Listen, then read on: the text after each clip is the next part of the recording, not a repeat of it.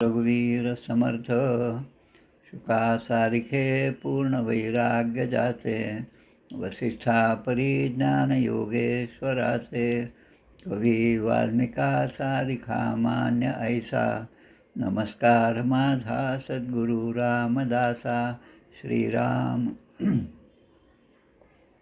मला वाटते अंतरी त्वा बसावे तुझ्या दासबोधासी त्वा बोध व्हावे अपत्या परी पाववी प्रेमग्रासा महाराज या सद्गुरु रामदासा. जय जय रघुवीर समर्थ. श्रीकृष्ण गोविंद हरे मुरारे हे नाथ नारायण वासुदेव प्रद्युम्न दामोदर विश्वनाथ मुकुंद विष्णुर्भगवन् नमस्ते सच्चिदानंदरूपाय विश्वोत्पत्त्यादिहेतवे तापत्रय विनाशाय श्रीकृष्णाय वयं नमः. कृष्णाय वासुदेवाय हरये परमात्मने प्रणतक्लेशनाशाय गोविंदाय नमो नमः. वसुदेवसुतं देवं कंसचाणूरमर्दनं देवकी परमानन्दं कृष्णं वन्दे जगद्गुरुं. कृष्णकमलपत्राक्षं पुण्यश्रवणकीर्तनं वासुदेवै जगद्योनिं नौमि नारायणं हरिं. कृष्ण कृष्णेति कृष्णेति यो मां स्मरति नित्यशः जलं भित्त्वा यथा पद्मं संसारात् उद्धराम्यहं. कृष्णाय वासुदेवाय देवकीनन्दनाय च नन्दगोपकुमाराय गोविन्दाय नमो नमः. नमः पङ्कजनाभाय नमः पङ्कजमालिने नमः पङ्कजनेत्राय नमस्ते पङ्कजाङ्ग्रये. गोपाल कृष्ण भगवान की जय. जय जय रघुवीर समर्थ. श्री भगवान वाच्यं ज्ञानं परमगुह्यं मे यद्विज्ञानसमन्वितं सरहस्यं तदङ्गं च ग्रहाणगदितं मया. यावानहं यथा भावो यद्रूपगुणकर्मकः तथैव तत्त्वविज्ञानमस्तु ते मदनुग्रहात्. अहमेवासमेवाग्रे नान्यद्यत् सत्सत्परं पश्चादहं यदेतच्च यो वशिष्येत सोऽस्म्यहं. नृतेऽर्थं यत् प्रतीयेत् न प्रतीयेच्चात्मनि तद्विद्यादात्मनो मायां यथा भासो यथा तमः. यथा महान्ति भूतानि भूतेषु चावचेष्वनु प्रविष्टान्यप्रविष्टानि तथा तेषु न तेष्वहम्. एतावदेव जिज्ञास्यं तत्त्वजिज्ञासुनात्मनः. अन्वयव्यतिरेकाभ्यां यत्स्यात् सर्वत्र सर्वदा एतन्मतं समातिष्ठ परमेण समाधिना. भवान् कल्पविकल्पेषु न विमुह्यति कदाचित्. गोपाल कृष्ण भगवान की जय. जय जय रघुवीर समर्थ. द्वादशस्कंध प्रथमोध्यायात कलीचे राजवंश वर्णित. कलिधर्म द्वितीयात नाम महात्म्य तृतीय. चार प्रलय चतुर्थात अंतिम शुकबोध पंचमात सद्गती परीक्षितीचे षष्ठात सर्पयज्ञ जन्मेजयाचा. अर्थवादी वेदशाखा पुराण लक्षण सप्तमात निवेदन मार्कंडेय तप वर्णन अष्टमात बोलिले. मार्कंडेयाशी माया दर्शन नवमात केले कथन दशमात शंकर वरदान मार्कंडेयाशी. आयुध रहस्य भगवंत अंग निवेदिले यथा सांग सूर्यगण वर्णन समग्र एकादशात वर्णिले. सूची श्रीमद भागवताची द्वादशात रचना तयाची पुराण श्लोक संख्या महात्म्याची त्रयोदशात विवरणे. गोपाल कृष्ण भगवान की जय. जय जय रघुवीर समर्थ. श्रीराम जय राम जय जय राम. आज भाद्रपद वद्य चतुर्दशी शके 1947 आणि उद्याची सर्व पितृ अमावस्या भाद्रपद अमावस्या. 2 जणांच्यासाठी ही तिथी लक्षात ठेवण्यासारखी आहे. भाद्रपद अमावस्या म्हणजे समर्थांचे शिष्य पट्टशिष्य असणारे योगीराज श्री कल्याण स्वामी आणि त्यांचे शिष्य असणारे श्री केशवस्वामी उंब्रजकर. केशवस्वामी जेव्हा आपण चाफळला जातो तेव्हा उंब्रजवरनं 11 किलोमीटर अंतरावर वळलं की लगेच चाफळचं मंदिर आहे. त्या उंब्रज येथे समर्थ स्थापित मारुती 11 मारुतीपैकी मारुती त्या ठिकाणी आहे. त्याला उंब्रजचा मारुती म्हणतात किंवा रामदासी मठ आहे. त्या ठिकाणी केशवस्वामींची समाधी कृष्णा नदीच्या काठावर आहे. खूप सुंदर अशी समाधी आहे. पाणी असेल तर समाधीपर्यंत जाता येत नाही, अन्यथा त्या दगडावर जाऊन आपण खडकावर जाऊन समाधीचं दर्शन घेऊ शकतो. आत्तापर्यंत 2-3दा त्या ठिकाणी दर्शन घेतलेलं आहे. या केशवस्वामींचं अजून एक वैशिष्ट्य म्हणजे त्या ठिकाणी जेव्हा समर्थांचं निर्याण झालं सज्जनगडावर, तेव्हा त्यांच्या अस्थी ज्या आहेत त्यानंतर चाफळच्या मंदिरामध्ये आणून ठेवल्या होत्या, तुळशी वृंदावनामध्ये. जवळपास 32 वर्ष ते त्या ठिकाणी होत्या. त्यांची सेवा करण्याचं भाग्य या केशवस्वामींना मिळालं. केशवस्वामींनीच चाफळच्या मंदिरामध्ये आपण जेव्हा जातो, रामाकडे तोंड करून उभं राहिलं तेव्हा उजव्या हाताला मांड नदी आहे. त्या नदीवर जो घाट बांधलेला आहे तो घाट यांनी बांधलेला आहे. त्यानंतर सज्जनगडावर समर्थांनी त्यांचं निर्याण झालं त्यापूर्वी ज्या मूर्ती त्या ठिकाणी आल्या, आर्णीकर हे जे आहेत तंजावराकडील, त्यांच्याकडून त्या मूर्ती करवल्या, तेव्हा या केशव निस्पृही या नावाने ते लिहिले आहे त्यांनी. केशव निस्पृही हे त्या ठिकाणी जाऊन त्या मूर्ती घेऊन पंचमीच्या दिवशी माघ वद्य पंचमीला सज्जनगडावर आले. आणि पुढे याच केशवस्वामींनी 32 वर्ष त्यांचे गुरु डोमगावचे श्री योगीराज कल्याण स्वामी यांच्या दर्शनासाठी ते नेहमी जात असत गुरुपौर्णिमेला. आणि दरवेळेस गेल्यानंतर विचारायचं की त्यांच्या अस्थींचं विसर्जन केव्हा करायचं समर्थांच्या. तेव्हा कल्याण स्वामी आता नाही, पुढे पाहू असं म्हणायचे. पण एके वर्षी त्यांनी त्या तुळशी वृंदावनातल्या अस्थी ज्या आहेत त्या उचलल्या आणि त्याच क्षणी आणि त्या अस्थी उचलल्या आणि 3 दिवसानंतर ते डोंगराला जाऊन पोचले. त्याच क्षणी त्या ठिकाणी म्हणजे आत्ता जो आपला परंड्यातला मठ आहे, आमचे काय वैद्य काका जे आहेत त्या ठिकाणी, ते त्या ठिकाणी आज आहेत. तर त्या मठामध्ये कल्याण स्वामींचं कीर्तन सुरू होतं. कीर्तनाच्या वेळेस कल्याण स्वामींनी ते ओळखलं अंतर्ज्ञानाने आणि खाली बसले आणि योगमुद्रा त्यांनी धारण केली. कल्याण स्वामींची जी योगमुद्रेतली मूर्ती प्रतिमा आपल्या डोळ्यासमोर आहे तीच त्या ठिकाणी मूर्ती रूपाने साकार झालेली आहे. कल्याण स्वामींनी देह ठेवला. 3ऱ्या दिवशी हे जाऊन पोहोचले आणि योगायोगाने या दोन्हीच्या अस्थीचं विसर्जन या केशवस्वामींनी काशी क्षेत्री केलेलं आहे. हा छोटासा इतिहास त्यांचा आहे. त्या ठिकाणचं एक छानपैकी पुस्तकसुद्धा आहे उमरच्या मठाचं. आता आम्ही 4-5 वर्षापूर्वी आदरणीय श्री स्वामी दुर्गाप्रसाद स्वामींच्या बरोबर मला जाण्याचा योग आला. त्यावेळेस चाफळचंही दर्शन झालं आणि आपल्या रघुनाथ स्वामींच्या 250व्या पुण्यतिथीनिमित्त दर्शनसुद्धा झालं. त्यानंतर दुसरा उद्याचा एक योग असा आहे भाद्रपद अमावास्येचा, म्हणजे ब्रह्मानंद महाराज बेलझडीकर. नवबाग इथे त्यांची समाधी आहे, नदीच्या काठीच आहे. काठी म्हटलं तरी 1-2 किलोमीटर आहे तेवढंच अंतर. तर त्यांच्या चरित्र खूप सुंदर आहे. अगदी छोटंसं पुस्तक 25 रुपयाचंच आहे. त्या ठिकाणी मी जेव्हा गेलो त्या ठिकाणी 3 दिवस त्या ठिकाणी मुक्काम होता नवबागला, ज्या ठिकाणी त्यांनी देह ठेवला.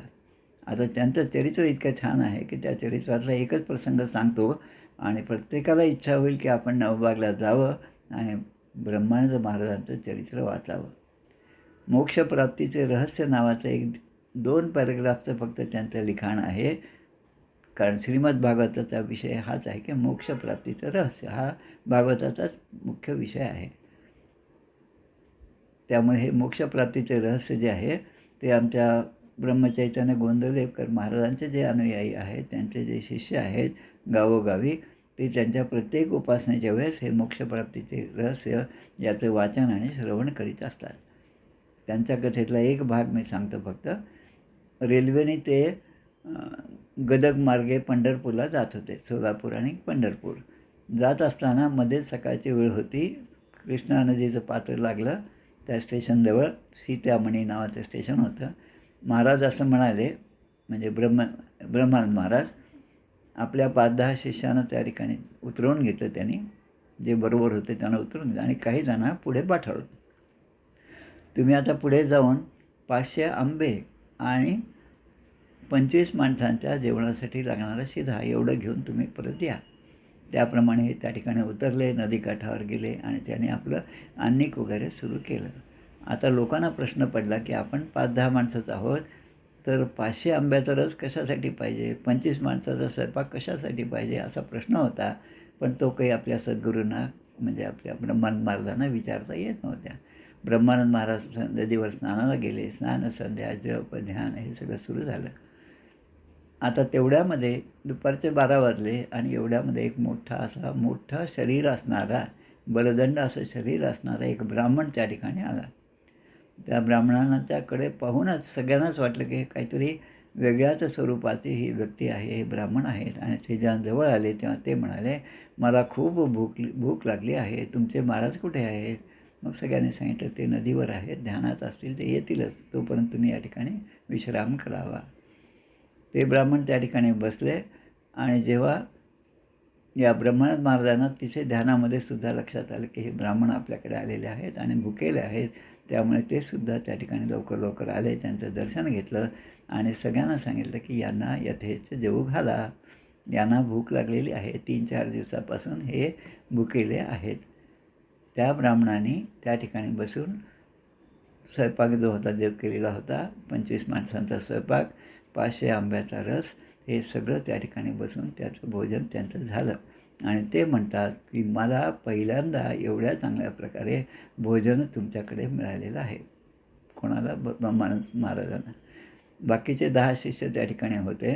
आता त्यांचं तयार केलेलं अन्न सगळं संपलं. नंतर त्यांनी स्वतःचा पुन्हा स्वयंपाक केला आणि मग पुन्हा प्रसाद झाला.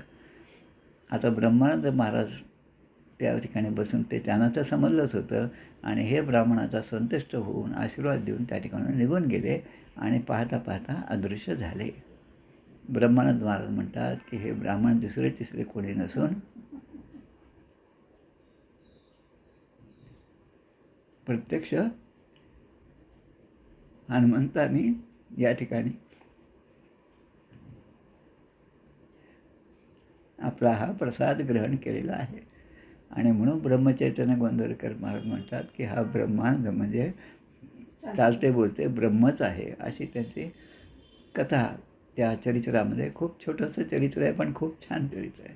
दरवर्षी अमावास्येच्या निमित्ताने चरित्राचं वाचन होत असतं आणि एकदा ते वाचन झालं की मग ते ज्या ज्या गावाला गेले त्या गावाचे नुसतं दृश्य आपल्या डोळ्यासमोर येतं. गोंदवलेकर महाराजांचे शिष्य असणारे ब्रह्मानंद महाराज, या दोन्ही महापुरुषांच्या ठिकाणी ब्रह्मानंद महाराज आणि केशवस्वामी उंबरजकर यांच्या समाधीस्थानी साष्टांग दंडवत करून आपण आपल्या मुख्य विषयाकडे वळूया. आता आपला द्वादश स्कंद सुरू आहे. त्यातला दुसरा अध्याय आज आपल्याला पाहायचा आहे. काल आपण पहिला अध्याय पाहिला, कलियुगातील विविध राजाच्या वंशाचे वर्णन. त्यामध्ये विशेष काय होतं तर ज्यांनी ज्यांनी त्या ठिकाणी राज्य केलं ते किती वर्ष केलं हे त्या काळामध्ये महर्षी वेदव्यासाने लिहून ठेवलं. गणपतीने ज्याचं लिखाण केलं आणि त्यामध्ये पुढचं भविष्य सगळं लिहून ठेवलं आहे. त्यामुळे पुढे असं होईल असं होईल असं लिहिलं आणि त्याप्रमाणे या सगळ्या गोष्टी झालेल्या आहेत. आता या ठिकाणी कलियुगाचं धर्म काय, कलियुगाचं म्हणजे आपला जो धर्म आहे सनातन वैदिक हिंदू धर्म जो आहे त्या धर्माची लक्षणं काय आणि कलीचा परिणाम झाल्यामुळे ती लक्षणं कशी कशी क्षीण होत गेली, लोप त्याचा होत गेला, हे सगळं वर्णन आता या अध्यायामध्ये केलेलं आहे. परीक्षित राजाचा प्रश्न आणि शुकदेव त्या ठिकाणी सांगत आहेत. परीक्षिता, बलवान असा काळ जो आहे त्याचा प्रभाव सगळीकडे झाला या कलियुगामध्ये, म्हणजे होईल म्हणतात, म्हणजे आपण आता झाला असं म्हणूया. त्यामध्ये धर्म, सत्य, पवित्रता, क्षमा, दया, आयुष्य, बळ आणि स्मरणशक्ती यांचा लोप होत जाईल. स्मरणशक्ती आपण लक्षात घेतलं, कारण 13 किती म्हटलं की पटकन सांगता येत नाही. 14 अधिक 1400 म्हणजे किती ते सांगता येत नाही, कारण काय लोक लहान मुलंसुद्धा त्या कॅल्क्युलेटरची वाट पाहत बसतात. म्हणजे स्मरणशक्तीचा लोप होण्यासाठी हे सगळे वैज्ञानिक साधनं जे आहेत ते सुद्धा जबाबदार आहेत. पण त्याचबरोबर या वैज्ञानिक साधनांचा उपयोग केला तर गुगलसारख्या सर्च इंजिनवर अनेक गोष्टी पुराणातल्या आपल्याला सहजपणे वाचता येतात. एखाद्या श्लोकातले 2 शब्द जरी आपण त्यामध्ये लिहिले तरी तो पूर्ण श्लोक आपल्यापुढे आणण्याचं सामर्थ्य या गुगल सर्च इंजिनमध्ये आहे. म्हणजे एकीकडे त्याचा उपयोग चांगल्या प्रकारे करता येईल आणि दुसरीकडे त्याचा दुरुपयोग होताना दिसतो. आता दुरुपयोग जो होतो तो कलीचा धर्म आहे आणि उपयोग जो होतो तो धर्माचं रक्षण आहे. अशा दृष्टीने या गोष्टींकडे आपल्याला पाहावं लागेल. आता आयुष्य जे आहे, पूर्वी आयुष्य जसं आता माझ्या माहितीप्रमाणे मी जसं शिकलो तसं 45-46 वर्षाचं आयुष्य भारतातली सरासरी आयुष्यमान होतं आता ते जवळपास 80 वर्षापर्यंत जाऊन पोहोचलेलं आहे. स्मरणशक्तीचा लोप, आता दया, त्यानंतर आयुष्य, क्षमा, पवित्रता, धर्म आणि सत्य हे सुद्धा जे आहे, आता सत्य हे फक्त बोलण्यासाठी राहिलं. सत्याने मी वागेल, धर्माप्रमाणे मी वागेल असं म्हणायचं, प्रतिवचन द्यायचं. त्या लग्नामध्ये सुद्धा तशी शपथ घ्यायची. पण नंतर मात्र जे आपण मनाला येईल, जे सोयीस्कर असेल त्याला सत्य मानायचं. हे कलियुग आहे. वित्तेम कलौ नृणाम जन्माचार गुणोदया. हा कलियुगामध्ये ज्यांच्याकडे धनसंपत्ती जास्त असेल त्यालाच लोक कुलीन समजतील. म्हणजे एखादा गरीब असेल तर त्याला काही कुलीन समजणार नाही. तो गरीब आहे म्हणून त्याला हीन समजतील. त्याच्या ठिकाणी चांगले सद्गुण असतील तरी ते सद्गुण त्यामागे लोपले जातील. असा हा कलियुग आहे. पण जे कुलीन आहेत, सदाचारी आहे आणि सद्गुणी कोणाला म्हणतील, की ज्याच्याकडे धनसंपत्ती भरपूर असेल. सगळे आपण जे राजकीय नेते पुढारी पाहतो ते सगळे या गुणांचे आहेत.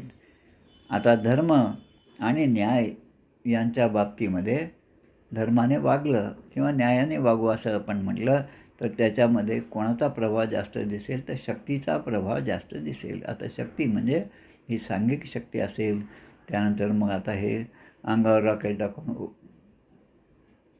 आत्महत्या करणे किंवा एखादा मोर्चा नेणं, म्हणजे हे सगळं शक्तीचंच प्रदर्शन आहे. एखादी आपल्याला पाहिजे असलेली गोष्ट शासनाकडून करून घेणं, त्यासाठी त्यामध्ये दबाव आणणं, हे म्हणजे हे शक्तीचंच प्रदर्शन आहे. आणि म्हणून कलियुगामध्ये शक्ती ही प्रभावी ठरेल. आता पुढे लिहिले आहे, दाम्पत्य अभिरुचिर हेतुर मायैव व्यवहारिके. आता दाम्पत्य जे आहे, विवाह संबंध कशा प्रकारे घडतील कलियुगामध्ये, त्या काळात लिहून ठेवलेलं आहे. पहा, की एकमेकांच्या आवडीवरून हे ठरतील.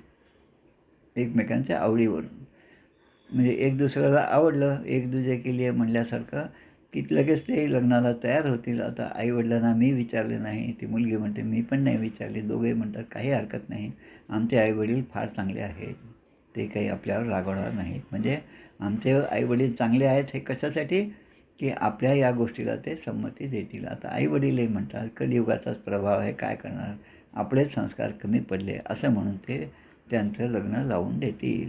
आता व्यवहार जो आहे, आता व्यवहार सचोटीने केला पाहिजे. त्या ठिकाणी पुष्कळ बोर्ड लावतात, दुकानामध्ये, हॉटेलमध्ये, सगळीकडे सचोटीने व्यवहार. आमच्या इथे असं नसतं, तसं नसतं, सगळं आहे. पण ते करत असताना जे अन्न विकलं जातं त्यामध्ये कुठली तरी भेसळ त्या ठिकाणी असते, कपट असतं आणि त्या कपटालाच जास्त महत्त्व असेल. कारण ते भेसळ केल्याशिवाय आपला प्रॉफिट वाढणार नाही. व्यवहारदृष्टीने सगळे लोक त्या गोष्टीकडे पाहतील. आता स्त्री पुरुषांचे श्रेष्ठत्व, स्त्री आणि पुरुषांचे श्रेष्ठत्व हे रतिकौशल्यावरूनच ठरेल. हा कलियुगाचा गुण आहे. आता ब्राह्मण जे आहेत, ब्राह्मण कोण, ब्राह्मणाची मुख्य दीक्षा मागितली पाहिजे भिक्षा. ओम भवती या पक्षा रक्षिले पाहिजे. समर्थ संप्रदायाचं मुख्य लक्षण म्हणजे भिक्षा आहे.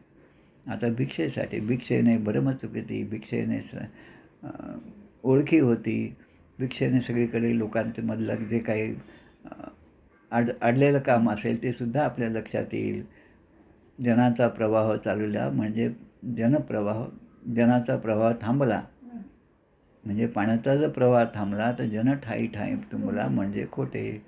आमच्या शंभूराजांना समर्थाने केलेला उपदेश लक्षात घ्या. तर या ठिकाणी ब्राह्मणाची ओळख, हे ब्राह्मण कशा असतील, ते कशावरून ओळखले जातील, की रोज स्नान संध्या करेल, गायत्रीचा जप करेल, आपल्या इष्टदेवतेची पूजा करेल आणि एखादा अनुष्ठान म्हणून एखाद्या जपाचं अनुष्ठान करेल, तीर्थक्षेत्रामध्ये जाऊन दर्शन घेईल, याला ब्राह्मण म्हटलेलं आहे. ब्रह्मम जानाति इति ब्राह्मणः. ज्याला ब्रह्म समजलं तो ब्राह्मण. आता ब्रह्म समजलेले ब्राह्मण राहिलेच नाही, फक्त ब्राह्मण कुळात जन्म झाला ते ब्राह्मण.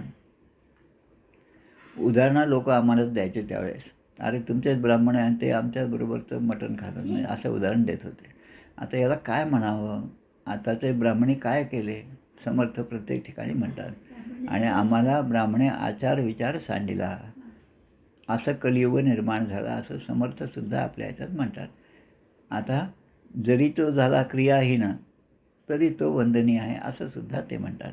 कारण त्या ब्राह्मण जातीमध्ये त्यांनी जन्म घेतला, पण त्याचं पूर्वसुकृत तेवढं चांगलं नव्हतं आणि म्हणून त्याच्यावर अशी दशा आली. मग आता हे मी ब्राह्मण आहे कसं ओळखायचं, किंवा तो ब्राह्मण आहे कसं सांगायचं, की ते आता म्हणजे कोणच जाईल. नुसतं तो आपल्यापैकी आहे, म्हणजे नुसता असा हात केला आपल्यापैकी आहे, म्हणजे त्याच्या अंगात जाणवं आहे, तो आपल्यापैकी आहे, हीच त्याची ओळख राहिली असं या ठिकाणी सांगितलं. स्त्रीत्वे पुंस्त्वे च ही रती विप्रत्वे सूत्रमेव ही. विप्रत्वे सूत्रम एव ही. विप्र ब्राह्मणाची ओळख ही त्याच्या जाणव्यावरूनच असेल.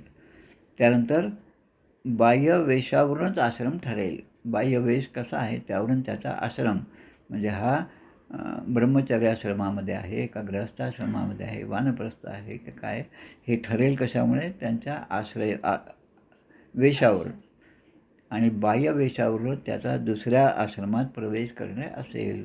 संन्यास आश्रम घेतला म्हणजे भगवे कपडे घातले म्हणजे तो संन्यासीच आहे असं लोक ठरवतील.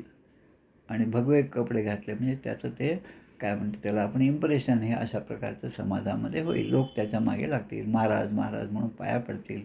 आणि ते महाराज पण 100 लोक पाया पडल्यावर ते सुद्धा सुखावतील, काहीतरी मंत्र पुटपुटतील आणि आपल्या व्यथेचं मी निराकरण करतो असे त्याला गॅरंटी देतील. माझा QR कोड हा आहे असे सांगत बसतील. म्हणजे असं सगळं कलियुग आहे.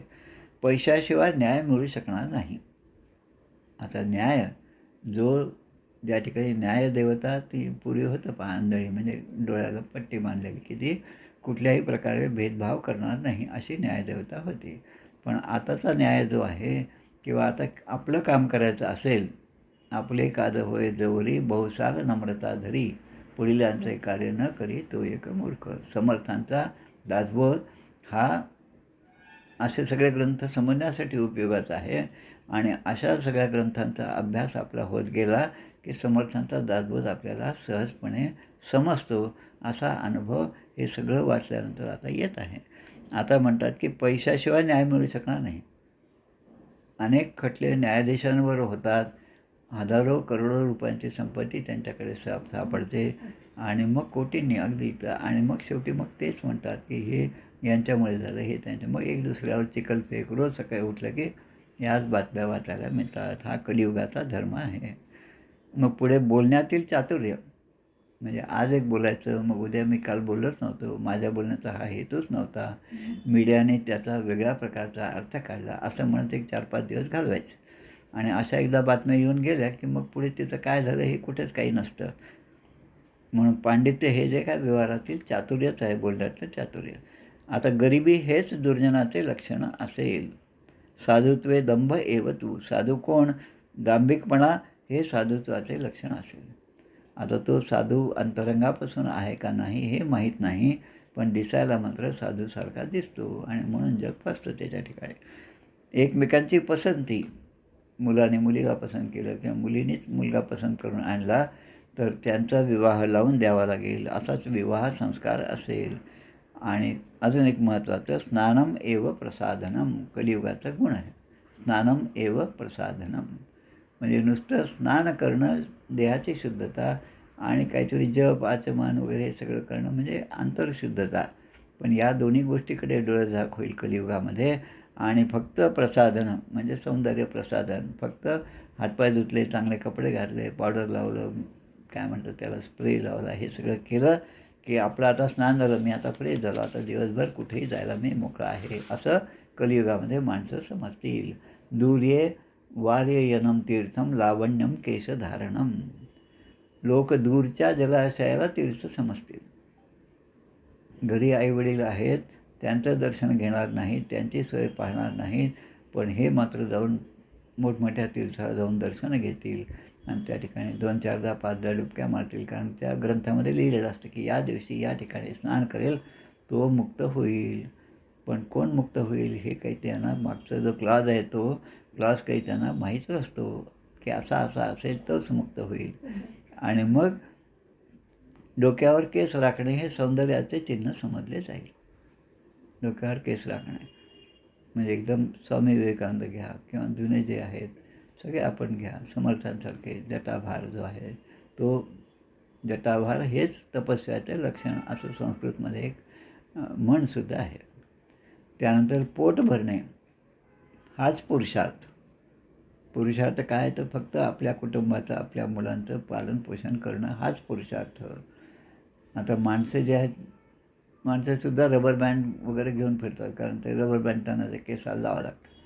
म्हणजे मागून पाहिलं तर माणूस आहे का बाई हे लक्षात येत नाही. असे माणसं विणा घालतात आणि बायका मात्र केस कापून राहतील. हे सगळे लक्षणं आहेत. आणि मग खोटे बोलणे, आपण म्हणतो खोटं बोल पण रेटून बोल, म्हणजे खोटं असलं तरी ते खरं वाटेल म्हणून ठासून बोलण्यालाच सत्य मानले जाईल.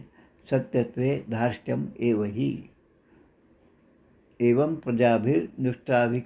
दुष्टाभिराकिरणे क्षितिमंडले. धर्माचरण जे आहे, धर्माचरण करायचं, रोज मंदिरात जायचं, रोज दर्शन घ्यायचं आणि काही पर्वाच्या ठिकाणी मात्र हमखास त्या ठिकाणी जाऊन दर्शन घ्यायचं. फक्त उद्देश काय की आपल्याला ती कीर्ती मिळाली पाहिजे.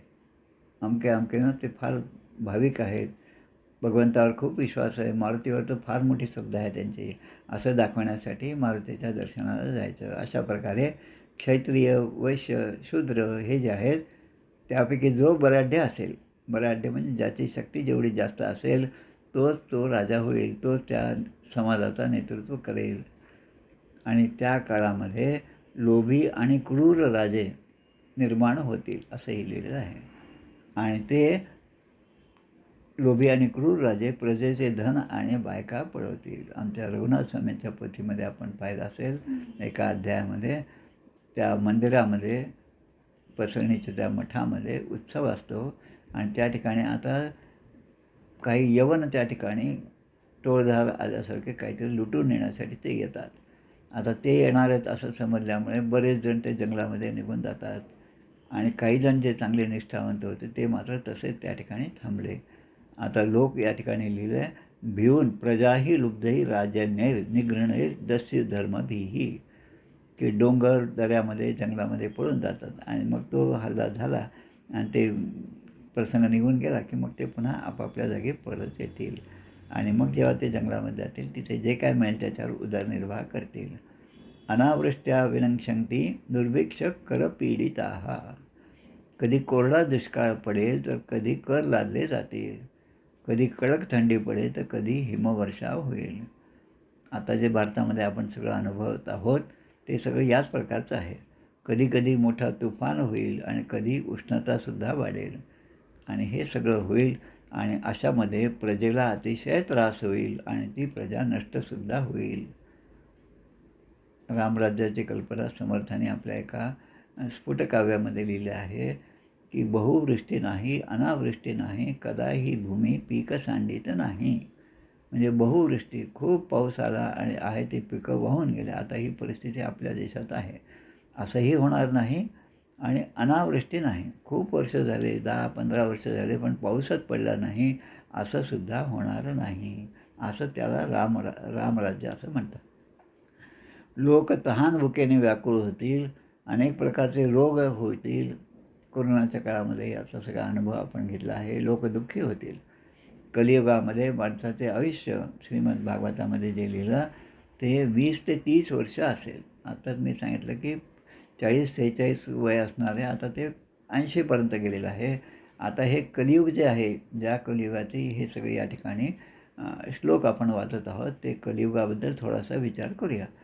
कलियुगाचं आयुष्य किती तर 4,32,000 वर्ष. आता जे झाले ते 5,126 वर्ष झाले. म्हणजे भगवान कृष्णाच्या स्वधामगमनापासून 5,126 वर्ष झाले. युगाब्द म्हणून आपल्या पंचांगामध्ये 5,127 लिहिलेलं आहे. आता याचं पर्सेंटेज काढलं तर 4,32,000पैकी फक्त 1.1% फक्त कलियुग झालेला आहे. आता 1.1% कलियुग असताना जर एवढा अनाचार माजला असेल तर 100%पर्यंत जे जाईल तेव्हा काय परिस्थिती असेल याचा फक्त विचार करा. कलिकाळाच्या दोषामुळे प्राण्यांचे शरीरे ही लहान होतील आणि रोगग्रस्त होऊ लागतील. लहान लहान मुलांनासुद्धा चष्मा लागला, लहान लहान मुलांनासुद्धा हार्टचे प्रॉब्लेम निर्माण झाले. अगदी काही दिवसाच्या मुलावरसुद्धा ऑपरेशन करण्याची वेळ येत आहे. हे सगळं कशामुळे? ह्या कलियुगाचाच प्रभाव आहे. धर्मकार्यामध्ये पाखंडी लोकांचे वर्चस्व राहील. अनेक व्हिडिओ या मोबाईलमुळे आपल्याला पाहायला मिळतात. कोणीतरी भगवे वेश घालून येतं आणि काहीतरी भिक्षा आहे का म्हणून विचारतं आणि मग त्याला कोणीतरी शहाणा असेल तर त्याला 1-2 श्लोक म्हणतात आणि मग तू म्हणून दाखव म्हटल्यानंतर मात्र तो कारण त्याला काहीच येत नसतं, तो दांभिक असतो आणि मग तो त्या ठिकाणाहून पळून जातो, असे सुद्धा दृश्य दिसतात. चोरी, खोटे बोलणे, विनाकारण हिंसा आणि अनेक प्रकारची वाईट कर्म करून लोक उपजीविका करतील. आणि ह्यासाठी आता यापासून वाचायचं असेल तर मग काय करावं लागेल की आपले धर्मशास्त्र जे आहेत, वेदो नित्यम धीयताम आणि धीरम भिक्षौषधम भुज्यताम, आमच्या साधना पंचकमध्ये भगवान शंकराचार्यांनी, आदिशंकराचार्यांनी हे लिहिलेलं आहे की वेदो नित्यम धीयता अधीयताम म्हणजे वेदांचा रोज अभ्यास करा. आमचे साताऱ्याला जे मुक्ती काय आपण भक्तिधाम जे आहे त्या ठिकाणी आमचे 2 जण होते. त्या ठिकाणी आता शरद काका कुबेर त्या ठिकाणी आहेत, त्यांच्याबरोबर त्यांचे मित्र असणारे आमचे रामकाका त्या ठिकाणी होते. रामकाकाचं आयुष्य पाहिलं तर रोज ते दुपारी 2 वाजता त्यांच्या गुरूंनी सांगितल्याप्रमाणे, त्यांचे गुरु म्हणजे दत्ताबुवा आणि त्यांचे गुरु म्हणजे श्रीधर स्वामी, त्या परंपरेने ते रोज एखादं उपनिषद रोज वाचायचं. 2 वाजता ते वाचायला बसत आणि 4 वाजता हे सगळं त्यांचं सगळं झालं आणि झालं की मग ते दुपारचं भोजन करायचं. म्हणजे अशा प्रकारे आपण जर राहिलो तर या कलियुगापासून ती माणसं सहजपणे अशी वेगळी राहतील आणि त्यांचा पुण्यसंचय खरोखरच वाढेल. आणि त्यासाठीच आमच्या श्री गोविंद देवगिरीजी महाराज म्हणजे आपले किशोरजी व्यास यांनी अनेक भागांमध्ये वेद पाठशाळा सुरू केल्या. आज जवळपास 400-450 वेद पाठशाळा भारतभरामध्ये आहेत. लर्न गीतासारखा उपक्रम त्यांनी राबवला. त्यानंतर आमच्या हनुमान चालिसाचे 100 कोटीचा संकल्प त्यांनी राबवला. अयोध्येच्या राम मंदिराच्या स्थापनेच्या पूर्वी 1-2 वर्षापासून हा संकल्प सुरू झाला. त्यामध्ये सुद्धा अनेक प्रकारे सगळ्यांनी जप केलेला आहे. आपल्या रामदासी मंडळींचा जप मात्र त्या ठिकाणी मला कमी प्रमाणात दिसतो, कारण आपला जो ग्रुप आहे व्हॉट्सॲपचा त्यामध्ये कधीच त्यामधलं काही काउंटिंग येत नाही. माझं असतं, एकलताचं इकडेचं असतं आणि काही जणांचं असतं. तर या चांगल्या गोष्टीमध्ये आपण जर भाग घेतला तर या कलीच्या प्रभावापासून आपण वाचणार आहोत, हेच मला या ठिकाणी सांगायचं. आता आश्रम जे आहेत, 4ही वर्णाचे लोक शूद्रांप्रमाणे होतील. म्हणजे काय? ब्राह्मण जर असेल तर घरी आपलं जेवण खाणं जे आहे, काय पाणी जरी प्यायचं असेल तर घरीच. मला आठवतं लहानपणी आमचे आईवडील जे आहेत रेल्वेने प्रवास केला तरी रेल्वे ज्या ठिकाणी थांबायचे तिथे त्यांच्या ठिकाणी बाहेर जाऊन विहिरीचं पाणी काढून ते त्या तांब्यामध्ये भरून आणायचं, ते गाडीतून खाली उतरायचे, पाणी प्यायचे आणि मग गाडीत जाऊन बसायचं. असा धर्म पूर्वीच्या लोकांनी पाळला. आणि आता मात्र आपण चपला बूट घालूनसुद्धा डायनिंग टेबलवर जेवायला बसतो. म्हणजे हा कलियुगाचाच प्रभाव आहे. वैवाहिक संबंध ज्यांच्याशी आहेत तेच आपले नातलग मानले जातील. म्हणजे आता सख्खा भाऊ असला तरी पण तो दुसरीकडे, आपण इकडे, आमची त्यांची भेटत नाही. एकच आडनाव आहे आमचं आणि आमचे खरे जवळचे नाते, पण आमचं त्यांचं बोलणंसुद्धा नाही. हे कशामुळे? इस्टेटमुळे. मग हे सगळं कलियुगाचे उदाहरण आहे. अणुप्राया सोषधीषु शमीप्रायेषु स्थास्नुषु, धान्यांचे रोपे जे आहेत त्याची उंची कमी होत जाईल. पाहता वट सावित्री पौर्णिमा आली की बाजारामध्ये काही कुंड्या मिळतात आणि त्यामध्ये अगदी लहान आकाराचे पिंपळाचे झाडं असतात, वडाचे झाडं असतात. त्याला आपण आता नवीन टेक्नॉलॉजीमध्ये बोनसाय म्हणतो. म्हणजे असं टेक्नॉलॉजी विकसित होईल, धान्यांची रोपे आखूड होतील. त्याच्यानंतर मोठी झाडे, शमीच्या वृक्षाप्रमाणे जी मोठी झाडे होतील तीसुद्धा आता कमी उंचीचे होतील. हा सुद्धा, आणि त्यांची सावलीसुद्धा तेवढी दाट नसेल, जी आपल्या लहानपणी होती तेवढी दाट सावली नसेल. आता ढगांमध्ये वीज चमकेल आणि वीज चमकत असेल तर लगेच पाऊस पडेल असं काही समजू नका. विद्युत प्रायेषु मेघेषु शून्यप्रायेषु सद्मसु, आणि घरेही सुनी सुनी होतील.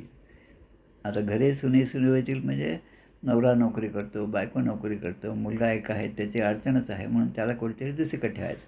म्हणजे दिवसभर तो फ्लॅट बंदच राहील, घरे सुनी सुनी होतील. अशा रीतीने इत्थम कलो गतप्राये जने तू खरं धर्मिणी. आता कलियुगाच्या शेवटी माणसं ही गाढवासारखी होतील. आता गाढवासारखी होतील म्हणजे कसं? बुद्धीने गाढवासारखी होतील, धर्माचं आचरण नाही त्यामुळे त्याचा प्रभाव तर होणारच आहे. आणि पुन्हा व्यवहाराने सुद्धा म्हणजे ती फसवली जातील. तेव्हा धर्माचे रक्षण करण्यासाठी अशी सगळी विपरीत परिस्थिती जेव्हा पराकाष्ठेला जाईल तेव्हा भगवान स्वतः सत्वगुणाचा आश्रय घेऊन या ठिकाणी अवतार धारण करतील. धर्मत्राणाय त्राण त्र धातू आहे या ठिकाणी. त्र म्हणजे रक्षण करण्यासाठी, धर्माचं रक्षण करण्यासाठी. धर्मत्राणाय सत्वेन म्हणजे तृतीया विभक्ती. सत्वेन म्हणजे सत्वाच्या मार्गाने धर्माचं रक्षण करण्यासाठी भगवान अवतरिष्यती. भविष्यकाळ सांगितलं, भगवंताचा अवतार होईल. चराचर गुरोर विष्णोर ईश्वरस्याखिलात्मनः धर्मत्राणाय साधूनां जन्म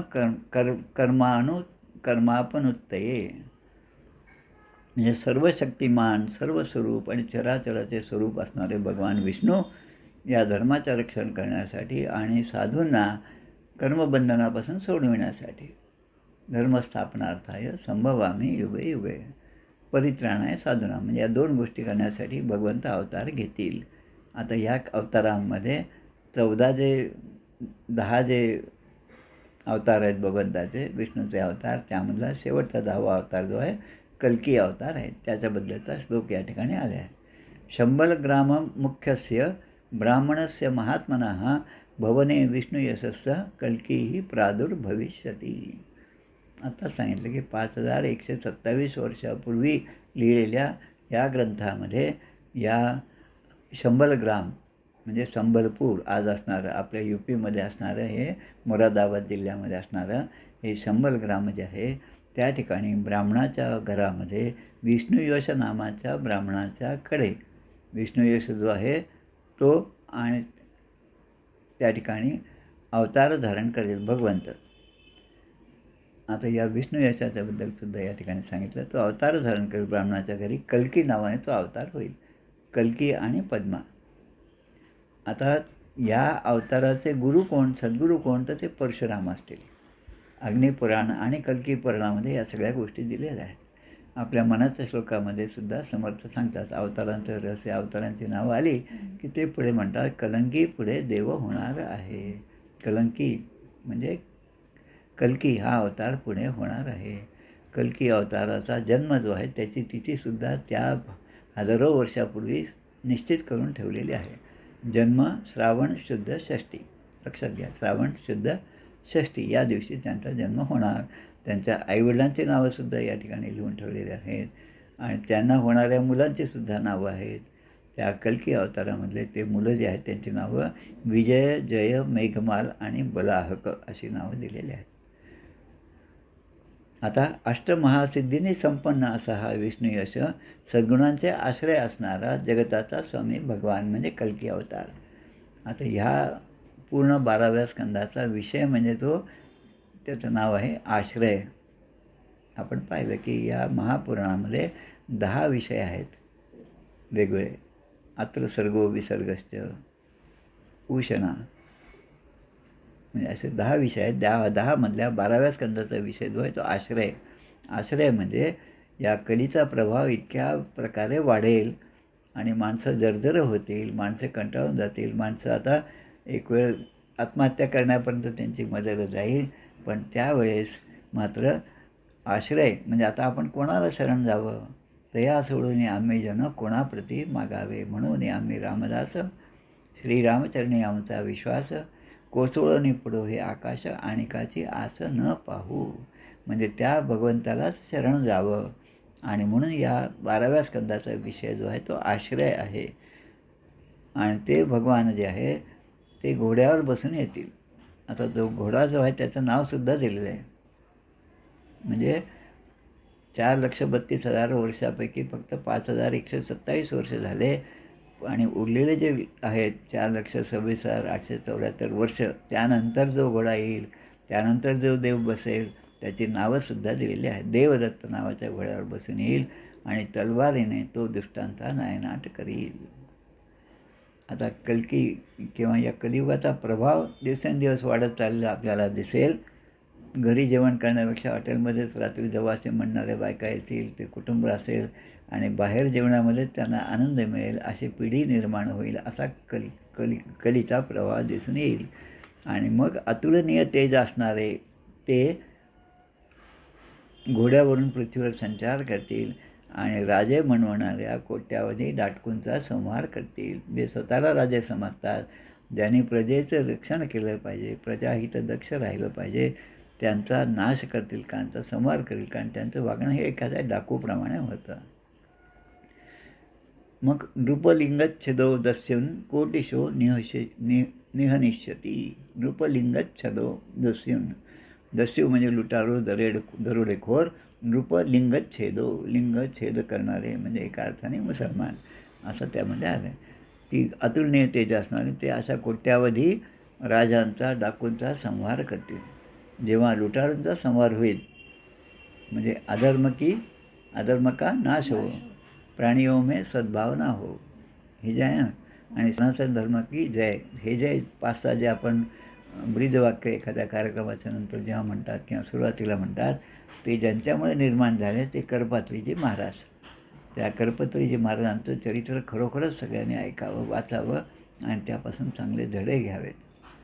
बहुताणीचा घ्यावे मुष्टी एक समर्थ जसं म्हणतात, तसं ते करपात्रीच नाव त्यांचं ठरलं. आणि म्हणून त्या हातावरच आपले जे काय भिक्षा असेल ते घेऊन तेवढ्यावरच ते पोट भरत होते. आणि त्यांनीच हे सगळ्या गोष्टी निर्माण केल्या. हे सगळे घोषवाक्य जे आहेत ते त्यांचेच आहेत. आणि मग म्हणतात या कलियुगामध्ये या कल्कीचा जो अवतार आहे, भगवंताचा अवतार आहे, त्यामुळे अंगराग पुण्यगंधा म्हणजे त्यांनी लावलेला अंगराग म्हणजे आजच्या भाषेमध्ये साबण, स्नानाचं साबण. अंगाला लावल्यानंतर अंगाला काही वास येतो. आता सगळ्या कंपन्या म्हणतात दिवसभर वास राहतो, काय राहतो त्यांनाच माहिती, फक्त ते कागदावरच राहतो तो वास.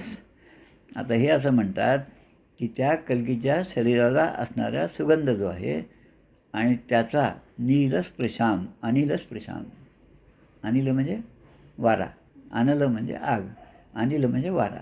त्या कल्कीच्या अंगावरून स्पर्श झालेला वारा हा जेव्हा सगळीकडे पसरेल तेव्हा त्या वाऱ्यामुळे जी लोकांची मनं आत्तापर्यंत कलुषित झाली होती ती भगवंत कलीच्या प्रभावाने, त्यांच्या आशीर्वादाने ती पवित्र होतील. तेषां प्रजा विसर्गश्च सविष्ठ संभविष्यती.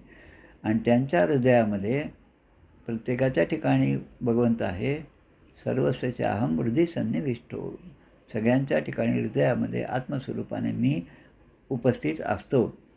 पण त्याचा विसर पडतो माणसाला, जीवाला, कारण त्याची आवरणं जी आहेत ती अनेक प्रकारची असतात. त्यामुळे मूळ असणारं जे तत्त्व आहे भगवंताचं त्याचा विसर जीवाला पडतो आणि म्हणून तो मोहजालामध्ये अडकलेला असतो. आणि मग इथे म्हणतात की त्या प्रत्येकाच्या हृदयामध्ये ती सत्वमूर्ती भगवान हे पुन्हा प्रगट होतील. ते आहेतच, प्रगट करण्याचीच वेळ आहे. मूर्ती जी आहे ती दगडामध्ये असतेच, ती काही वेगळी कुठून आणत नाही आणि त्या दगडामध्ये ठेवत नाहीत. पण दगडाचा अनावश्यक भाग जसा जसा वेगळा करू तेव्हा त्यातून मारुतीची मूर्ती होईल, त्यातून गणपतीची मूर्ती होईल, त्यातून विष्णूची मूर्ती होईल. हे जसं आहे तसं अनावश्यक गोष्टी ज्या धर्माला अनुकूल नाहीत, धर्माच्या सांगण्याप्रमाणे नाहीत, त्याचा जसा जसा जीवाकडून त्याग होत जाईल तसतसा त्याच्या ठिकाणी असणारा भगवंत हा प्रगट होऊ लागेल. त्याला आपण म्हणतो रिसर्च जे आहे, रिसर्च म्हणजे सर्च आणि रिसर्च.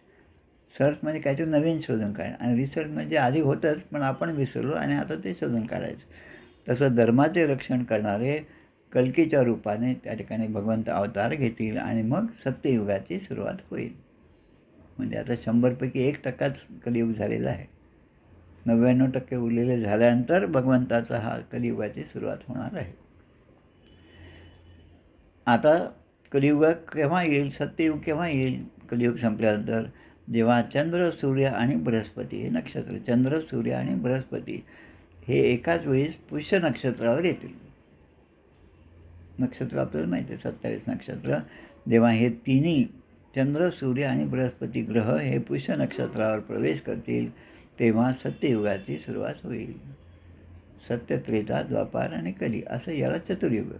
आणि चतुर्युग सहस्राणी दिनमेकम पितामह म्हणजे 1000 चतुर्युग झाल्यानंतर तो पितामहाचा एक दिन आणि त्या पितामहाचे 100 वर्ष होतील तेव्हा मग असं एक ते कोष्टक आहे, फार मोठं आहे, आपल्या ग्रंथराज दासबोधामध्ये आहे. आपण जेव्हा वाचतो तेव्हा त्याकडे विशेषत्वाने लक्ष द्यावं, कारण आता हे भागवतात आहे त्यामुळे वाचताना आपल्या लक्षात आलं पाहिजे की अरे हे भागवतामध्ये आपण ऐकलेलं होतं. आता ते सांगतात, आरभ्य भवतो जन्म यावन् नंदाभिषेचनम. परीक्षेतील सांगतात, तुझा जन्म झाल्यानंतर जन्म झाल्यापासून आरभ्य म्हणजे त्या दिवसापासून, तुझा जन्म झाला त्या दिवसापासून पुढे जेव्हा नंदाला राज्याभिषेक होईल तोपर्यंत किती वर्ष होतील? ते 1115 वर्ष होतील. सप्तर्षीणां तु यौ पूर्वौ दृश्यते उदितौ दिवी. रोज सकाळी उठल्यानंतर जवळपास 4:45 वाजता उठतो मी, कारण सज्जनगडावर जी काकड आरती असते ती 5 वाजता असते. त्यामुळे आपल्या घरीसुद्धा काकड आरती 5 वाजता झाली पाहिजे असा नियम आपण ठेवून द्यायचा. अशा नियमाने वागल्यानंतर मग खूप वेळ शिल्लक उरतो, आणि जेव्हा वेळ शिल्लक उरतो तेव्हा अनेक ग्रंथ वाचायसाठी वेळ शिल्लक उरतो. आता आपणच उठणं जर उशिरा केलं तर मग वेळच नसतो अशा माणसाला. त्यामुळे जो वेळच नाही म्हणतो तो खऱ्या अर्थाने वेळ नाही असा नसतो. सकाळी उठल्यानंतर जेव्हा तुळशीपाशी ते दिवा लावतो किंवा उदबत्ती आपण ओवाळतो त्यावेळेस त्या ठिकाणी हे नक्षत्र आपल्याला दिसायला सुरुवात होते. त्या ठिकाणी असतात ते. सुरुवातीला 2च तारे दिसतात या ठिकाणी दिले. सप्तर्षीणां तु यौ पूर्वौ दृश्येते उदितौ दिवी. उदितो म्हणजे पूर्व दिशेला उदित झालेले आपल्याला 2च दिसतात. तयोस्तु मध्ये नक्षत्रम. कोणते 2 आहेत? पुलह आणि कृतू. आणि पुलह कृतू या दोघांना जर जोडलं, हे 2 पॉईंट्स आपण जोडले शाळेच्या भाषेमध्ये, तर ते ज्या ठिकाणी पुढे एकत्र येतील त्या ठिकाणी मग ध्रुव दिसेल आपल्याला. म्हणजे असे ती नक्षत्र आपल्याला आकाशामध्ये दिसतात. आता ह्या सप्तर्षी त्या नक्षत्राबरोबर मनुष्यांची 100 वर्षेपर्यंत राहतात, आणि ते तुझ्या जन्माच्या वेळी आणि आतासुद्धा मघा नक्षत्रामध्ये आहे असं त्या ठिकाणी परीक्षित राजाला शुकदेव सांगत आहे. विष्णोर्भगवतो भानो कृष्णख्यासौ दिवंगतः तत्विशद कलिलोकम पापे यत रमते जनः. भगवान विष्णूंचा सत्वमय श्रीकृष्ण रूप अवतार जेव्हा संपला, परमधामाकडे भगवान गेले, तेव्हा कलियुगाने या जगामध्ये प्रवेश केला, आणि तेव्हापासून माणसे पापामध्ये रममाण झाले. आता पापामध्ये रममाण झाले म्हणजे आता पाप म्हणजे काही फार काही वेगळं नाही, पण जे चांगलं आहे त्याच्या विरुद्ध जे आहे ते पाप आहे. जे करायला पाहिजे ते नाही केलं हे पाप आहे. आता गीतेमध्ये सुद्धा खूप छान प्रकारे 3 श्लोक येतात, ते सुद्धा मुद्दाम या ठिकाणी सांगण्यासारखे आहेत. 18व्या अध्यायामध्ये 37, 38, 39. यत्तद अग्रे विषमीव परिणामे अमृतोपमं तत्सुखम सात्विकम प्रोक्तम आत्मबुद्धी प्रसादजम. यत्तद अग्रे विषमीव. जी चांगली परिणाम करणारी जी गोष्ट आहे ती सुरुवातीला ती कडूच लागते, ती घ्यायची इच्छाच होत नाही. रोज लवकर उठलं पाहिजे असं किती मुलांना सांगितलं ते लवकर उठत नाही, कारण त्यांचे संस्कार म्हणा किंवा त्यांची जी सवय ती तशी असते की रात्रभर जागायचं आणि मग सकाळी उशिरा उठायचं. मग आता यत्त जागरे विषमेव म्हणजे सकाळी उठणं त्यांच्या जीवावर येतं, याचं कारण ते विषमेव वाटतं. पण ते जर आपण केलं, त्याच्या उलट जर आपण केलं, परिणामी अमृतोपम. लवकर उठलं तर मग चांगलं, आपण जे वाचतो ते आपल्या लक्षात राहतं, दिवसभर आपण फ्रेश राहतो. फ्रेश राहण्यासाठी बाकी काही प्रसाधनं करायची गरज नाही. तत्सुखम सात्विकम प्रोक्तम आत्मबुद्धी प्रसादजम. आत्मबुद्धी जागृत करण्यासाठी भगवंताचा प्रसाद आपल्याला सहजपणे प्राप्त होतो. तसंच आता हे सात्विक सांगितलं, मग राजस सुख सांगितलं, आणि मग तामस सुख सांगितलं. तामस सुखाबद्दलचा श्लोक तोच गीतेमध्ये. यत्त जागरे चानुबंधेचं मोहनम आत्मना निद्रा आलस्य प्रमोदार्थ. तामसामध्ये काय? निद्रा, आलस्य आणि प्रमाद, हे सगळे दुर्गुण जे आहेत ते आपल्या मागे लागतात. तत् तामसम उदारतम. आणि म्हणून माणूस पापामध्ये रममाण झाले कलियुगामध्ये होतील. आता भगवंताचे चरण जे आहेत ते जोपर्यंत या पृथ्वीला टेकत होते, म्हणजे भगवंत या ठिकाणी विचरण करीत होते, जोपर्यंत लक्ष्मीपतीच्या कमलांचा स्पर्श पृथ्वीला होत होता तोपर्यंत कलीला या पृथ्वीवर येण्याचं धाडस झालं नाही. थोडं भगवंताने आपलं जे काय रूप आहे ते सावरतं घेतलं आणि परमधामाला गेले, त्या लगेच कलीचा प्रवाह सुरू झाला. शाळेमध्ये हेडमास्टर नसले की मुलं जसा गोंधळ घालतात तसा कलीचा गोंधळ आपल्याला दिसून येतो. यावत्स पादपद्म्याभ्याम स्पृशन्नास्ते रमापतीही तावत कलिर्वै पृथिवीम पराक्रांतुंच चा शकत.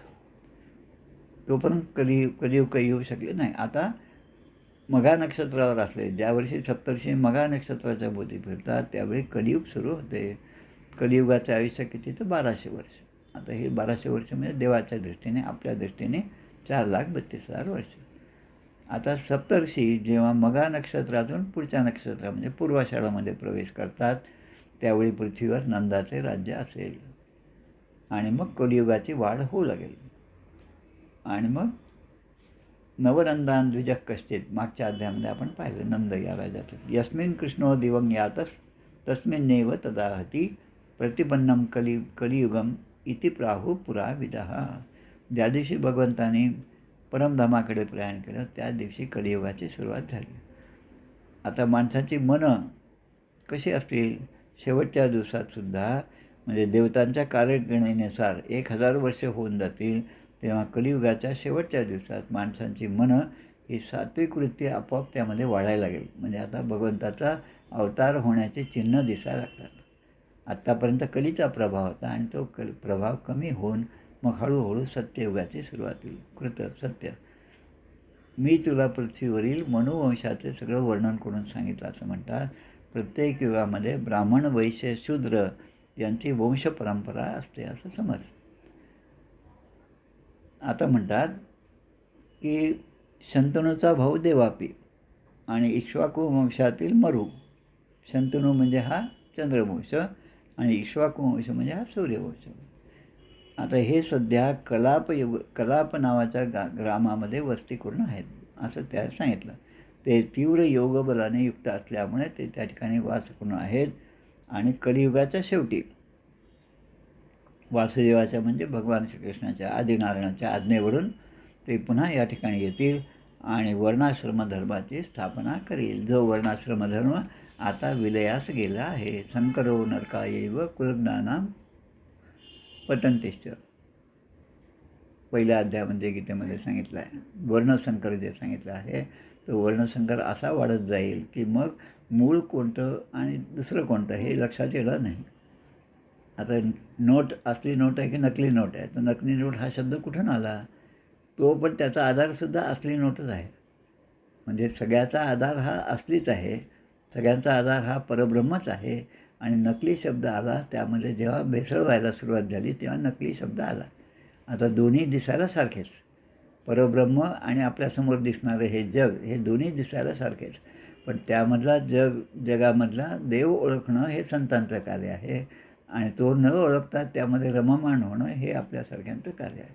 म्हणून माणसे पापामध्ये रममाण झाली, पण ती दृष्टी काढून भगवंताच्या चरणी जो आश्रय घेतो, आश्रय हा विषय या स्कंदाचा, तोच फक्त या कलियुगामध्ये तारून जाईल आणि पुन्हा सत्ययुगामध्ये तो पुन्हा चांगल्या ठिकाणी जन्म घेईल असं या ठिकाणी सांगितलं. कृतम तरिता द्वापरंच कलिश्चेती चतुर्युगम अनेन क्रमयोगेन भुवी प्राणीषु वर्तते. मी तुला जे वर्णन करून सांगितलं ते सगळे राजे माझे माझे असं म्हणत जातील आणि शेवटी मरून जातील. आता ते राजेच कशाला पाहिजे? आपण सुद्धा हे माझं राहू द्या माझ्याकडे, मी ठेवून घेतो, काय घरामध्ये अडचण झाली तरी चालेल असं म्हणून सगळं म्हणजे नाही ते पसारे घरामध्ये गोळा केले. आणि जे भगवंताचं आहे का तुमच्याकडे ज्ञानेश्वरी नाही हो मला घ्यायची आहे का ज्ञानेश्वरी. म्हणजे 50-60 वर्षाचा संसार झाला पण ज्ञानेश्वरीसारखा ग्रंथ घरामध्ये नाही असे सुद्धा माणसं मी पाहिलेले आहेत. त्यांना आता ज्ञानेश्वरी देऊनसुद्धा ते वाचतील की नाही याचा भरोसा नाही. किंवा आपल्याकडे ती आपण आणली पाहिजे, आपल्याकडे पैसे आहेत पण ही बुद्धीसुद्धा ज्यांना होत नाही त्याला समर्थ म्हणतात. न ऐके त्याचे शिकवी तो एक मूर्ख. त्या जाऊ देत ते त्यांच्या परंपरेने ते वाहत जातील. आता राजा हे नाव असलेला म्हणजे जो राजा आहे पृथ्वीवर राज्य करतो त्याची अवस्था काय होती हे सुद्धा या ठिकाणी सांगितलेलं आहे. कृमी विड भस्म संज्ञान्ते राजा नाम्नोपि यस्य च भूतदृक् तत्कृते स्वार्थम किम वेद निर्यो यतः. राजा हे नाव आहे. आता राजा कोणी का असे ना, तो तिकडचा डोनाल्ड ट्रम्प असो की आपल्याकडचे मोदी असो की कोणी राजा असो, हे शेवटी काय होणार की म्हणजे जीव गेल्यानंतर मग शेवटी काय होतं, प्रत्येकाची अवस्था जी आहे ती किडा विष्ठा आणि राख यातच होते. आता हे सत्य जे आहे ते सत्य या ठिकाणी सांगितलेलं आहे. एक मिनटं.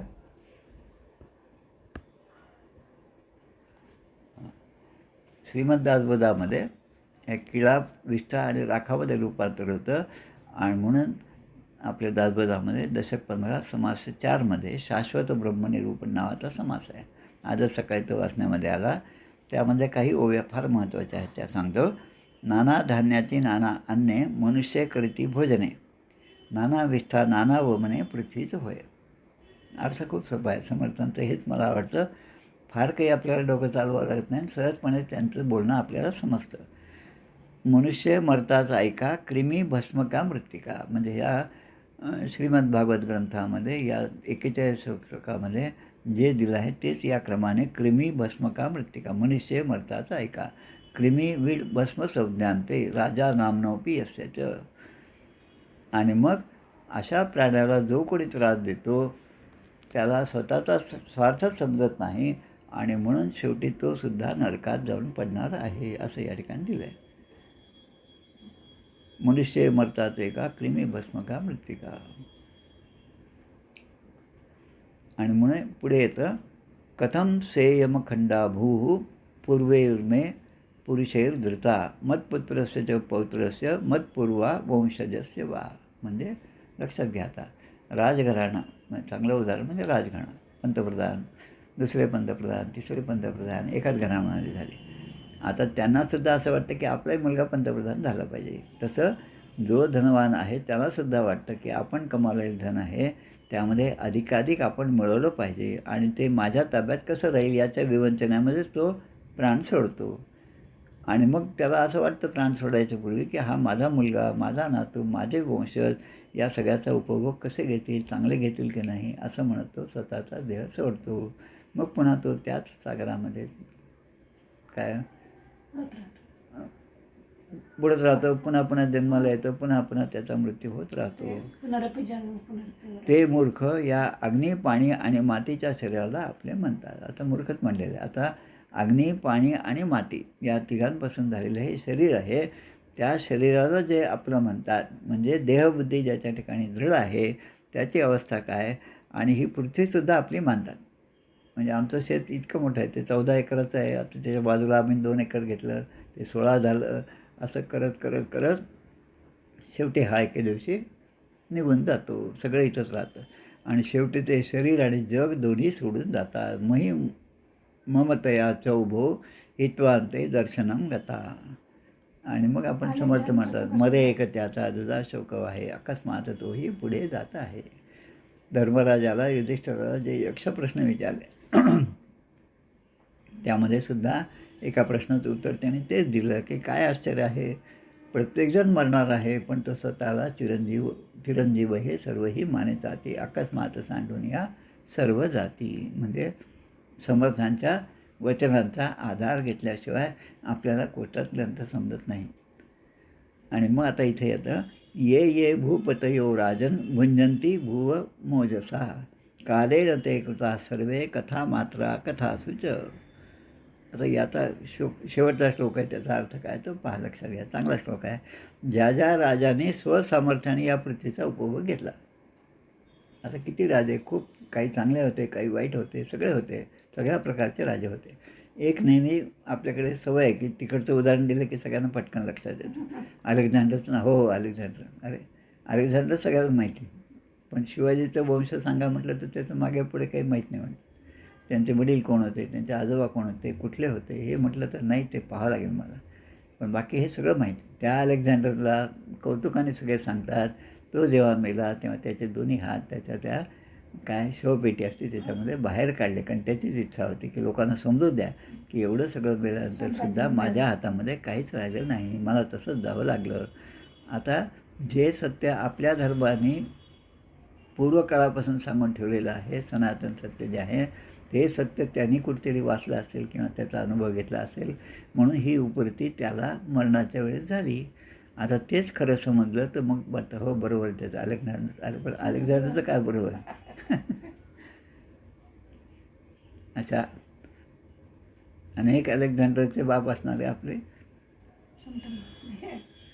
सगळे संत आहेत. सांगे वडिलांची कीर्ती तो एक मूर्ख, समर्थ सांगतात की आमच्या घरामध्ये असं होतं, आमच्या घरामध्ये तसं होतं, असं नुसतं सांगत बसणार. आता पूर्वी होतं, आता काय आहे, आता तुमच्याकडे काय आहे. की 2 वेळेसचं जेवणाला सुद्धा जर पुरत नसेल तर सांगे वडिलांची कीर्ती तू एक मूर्ख. ती जी कीर्ती आहे त्यामध्ये आपण काय भर घातली याचा विचार न करता जो राहतो, अशाची नावं जी आहेत, ज्यांनी ज्यांनी पृथ्वीचा उपभोग घेतला, ज्यांनी ज्यांनी या पृथ्वीला पीडा दिली, ज्यांनी ज्यांनी दुष्टाचार केला, हे सगळे आता कथेमध्येच राहिले. एक राजा होता, मग त्याने ते काय कितीतरी गोष्टी अशा प्रकारच्या असतात आणि फक्त काळाच्या ओघामध्ये ते फक्त कथेमध्ये शिल्लक राहतात. इसापनीती वगैरे हे सगळे कथेमध्ये शिल्लक राहिले. पण आता त्यामधले धडे घेऊन कोण असं राहतं याचा शोध घेणं हे महत्त्वाचं आहे. इतिहास तर होऊन गेला, इतिहासापासून धडे घेतले पाहिजे आणि मग आपण आपलं वर्तन चांगलं केलं पाहिजे. म्हणून आमचे स्वामी विवेकानंद नेहमी सांगतात की don't worry about the past because the past has gone, don't worry about the future because it is yet to come आणि थिंक अबाउट द प्रेझेंट. आणि मग सध्या जे आहे त्यावेळेस माझ्याकडून कुठलंही दुष्कर्म होणार नाही, धर्माच्या विरुद्ध आचरण माझ्याकडून कधीही होणार नाही याची काळजी आता जीवाने घेतली पाहिजे. कालेन ते कृता सर्वे कथा मात्रा कथासूच, ते कथेमध्येच राहतात. अशा प्रकारे इति श्रीमद्भागवते महापुराणे पारमहंस्यां संहितायां द्वादशस्कंधे द्वितीयोऽध्यायः. श्रीकृष्णार्पणमस्तु. आरती म्हणूया आपण. जय हो जय श्री भागवता, आरती करी तुझ भगवंता. जय हो जय श्री भागवता, आरती करी तुझ भगवंता. श्री शुकमुनीने परमभक्तीने नाना परीने गायले जा हरिचरिता. आरती करी तुझ भगवंता.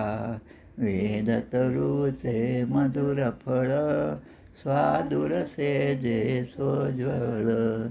आत्मा राम मुनी अचळ, सेवुनी करीती जन सफळ.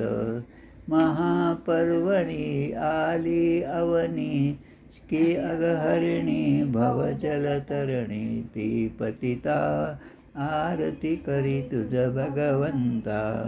येथे व्यासाची वाणी, सार्थक हरिगुण गावोनी. शास्त्रपुराणी मुकुटमणी, परम प्रेमामृत जननी.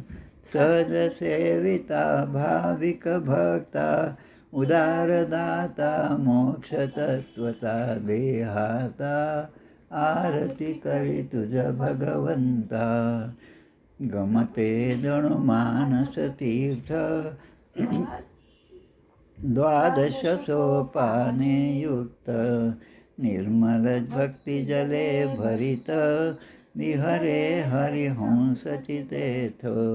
श्लोक सुकुमले संत अलिकुले, सेवुनी रमले भान विसरले रस पिता. आरती करी तुझ भगवंता.